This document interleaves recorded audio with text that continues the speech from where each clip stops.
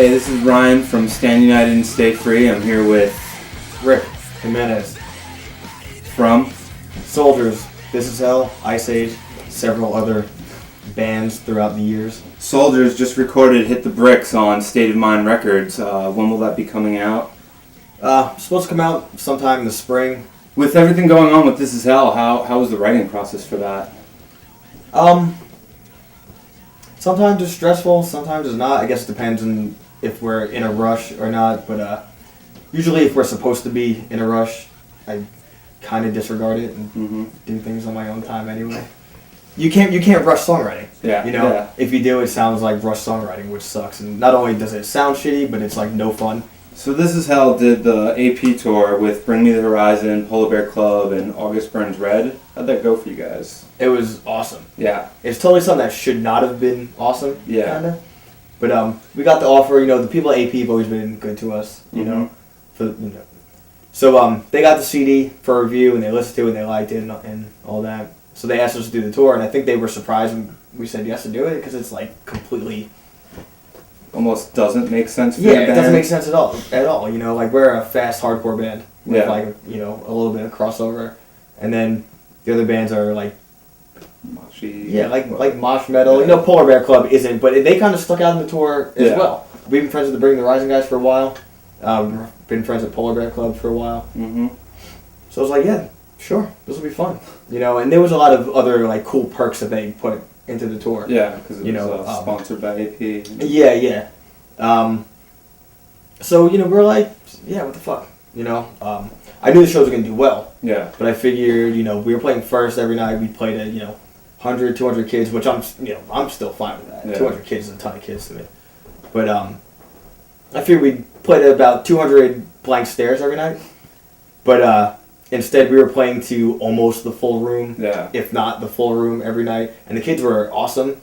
I think the crowd was just young enough to still be enthusiastic, not really be jaded as far as I don't care about opening bands, or I never heard this band, Yes. They were very open, and that's kind of, what more can you ask for? You've done a bunch of EPs, bunch of splits, like, toured the world pretty much at this point, did you think being a hardcore kid back in the early to late, 90s, did you think that this is what your life was going to turn out to be? You know what, I think it might sound, stupid and kind of cocky, but I don't mean to sound cocky, but, yeah. Yeah. And the reason why I say yeah is because, I've always been, super, super, focused and tunnel vision. I have a couple, passions in life, which I'm thankful for because I know people don't have any. I have a couple, but the thing is, there's a few things I'm very passionate about, but I'm so much, and it's, that's it to me, So I knew I wanted to do music from, a super early age, and I was always, I didn't know what music really, really was, So I was like, oh, when I get older, I'm going to be, a rock star. And as I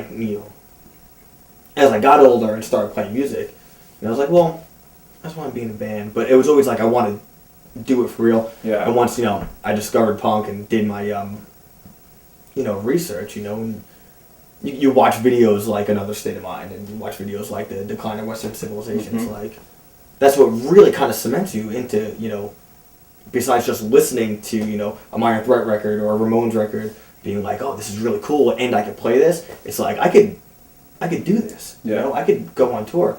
Then, you see Sick of It All, and you see them play, and it's well, that just blew these other bands away. Yeah. And that blew away any metal show I've ever seen. And then they're just hanging out. It's yo, that's awesome. That's the guy from Sick of It All. It's all right, well, I'm not going to go bother him. It's no.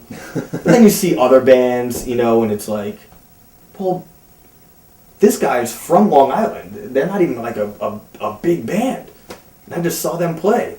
I'm going to go talk to this guy. And you talk to the guy, and it's oh, hey, yeah, whatever. You just have a regular conversation. So, and this happens quickly when you get into hardcore. Then you really realize, everyone's equal. It's not just lyrics to, step down. It's real.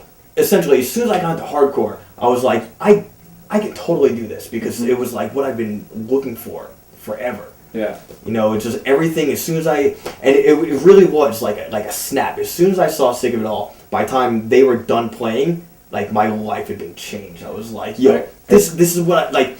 This is like the little tiny missing piece forever, and I got it. And right away, I was like, it really was like a switch. Like I kind of like, I was never one of the guys that like, oh, I like hardcore now, so I'm gonna throw out my Metallica records. Yeah. But it was like, well, I'm gonna watch a Metallica video, like a DVD or a VHS like documentary thing, and I'm looking at it totally different. Yeah. It's like, you know, Metallica now is still, I would probably say Metallica is my favorite band in the world, but it's kind of not real life. Mm-hmm. You know what I mean? It's kind of like, that's 1 in a million type of thing. Yeah, not too many bands blow up to be that, or huge, if that's what you were getting at. Yeah. And not only that, it was like, I didn't even aspire to do that. Mm-hmm. You know what I mean? Like, I don't want to be this untouchable, you know, giant stage, like, watch me do this. I'm so much better than you. You know my name. I'll never know anything about you except for that, you know, I charge you way too much to get into this show.